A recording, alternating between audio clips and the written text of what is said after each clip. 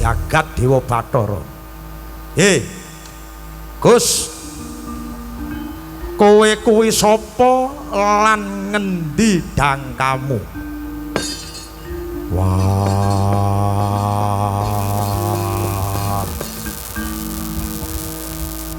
jenengku Bilawa. Enek sing ngarani aku Balawa. Ya iki aku wujuding Bambang Balawa.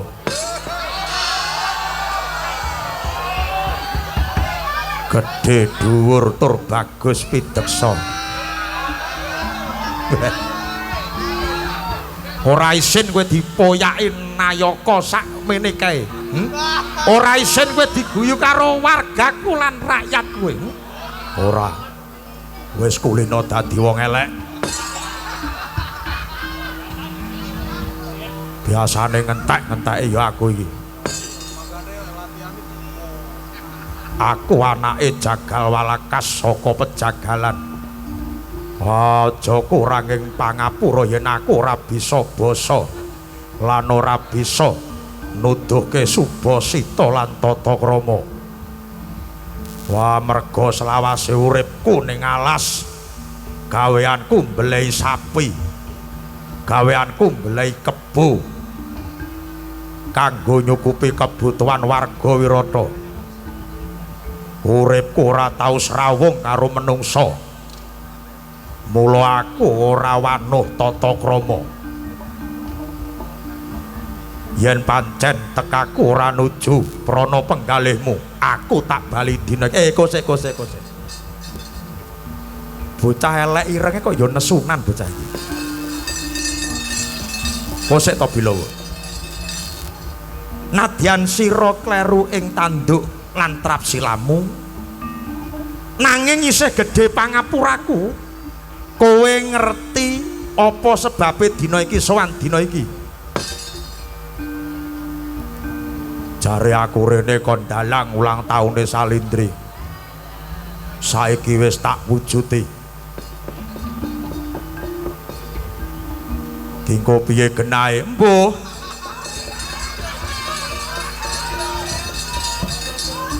Kowe iki rene tak dadekne jago, ora kok kon malah seneng-seneng. Hai Incis. Jare kandhane anakmu Raden Seta. Aku kepilih minangka jago Wirata kanggo ngadepi Raja Mala. Kowe saguh Bilawa? Sing ora saguh muni sapa aku menungsa wae ora wedi. Kewan-kewan wae tak sikati kok. Tak blei aja meneh kok kewan. Kewan-kewan mbok sikati piye apa mbok gosok gigine ngono ora. Tegese tak pateni siji mboko siji.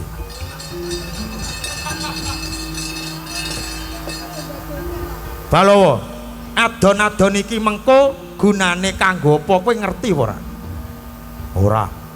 Lah banjur kanggo apa? Yen mung kanggo kasukan luwih-luwih ngabotoan utawa nggih judi, aku ora sudi dadi jagomu. Yen kawulamu mbok korbanke mung kanggo nuruti senenging atimu, kowe dudu pengayom sejati.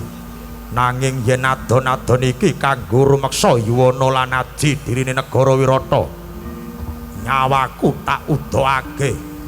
Belatala.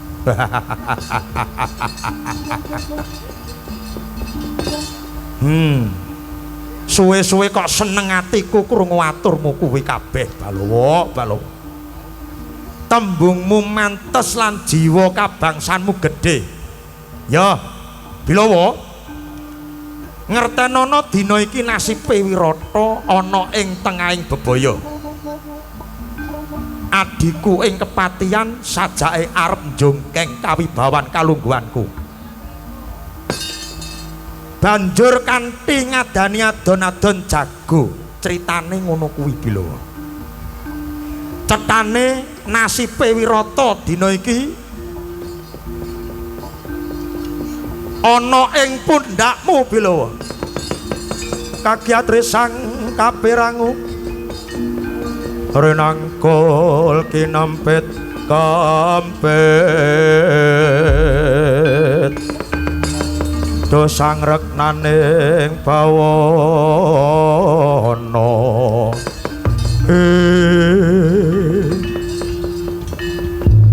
yen ngono aku saguh dadi jagomu. Bagus yen kaya mangkono seta kula wonten dawuh Sang Rama Dewaji Jago Wirata iriden ing blabar gawajangan Cinencang ngestakaken dawuh. Oh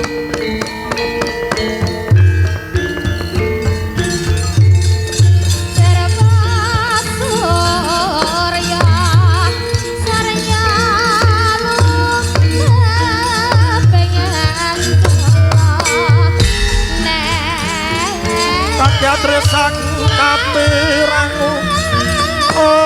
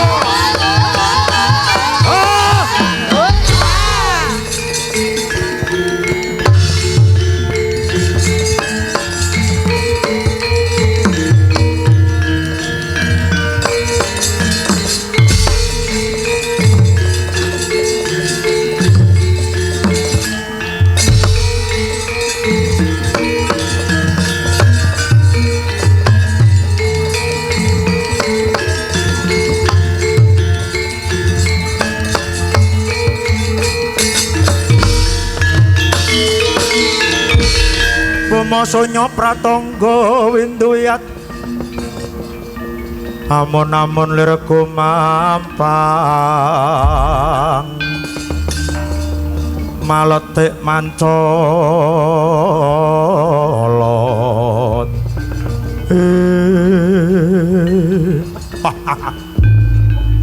Rumakeca lan Rajamala dina iki ing blabar kawat janget Cinencang bakal ditentoke sapa sing luwih pantes ngratoni Wirata Ki Caka apa Durgandana.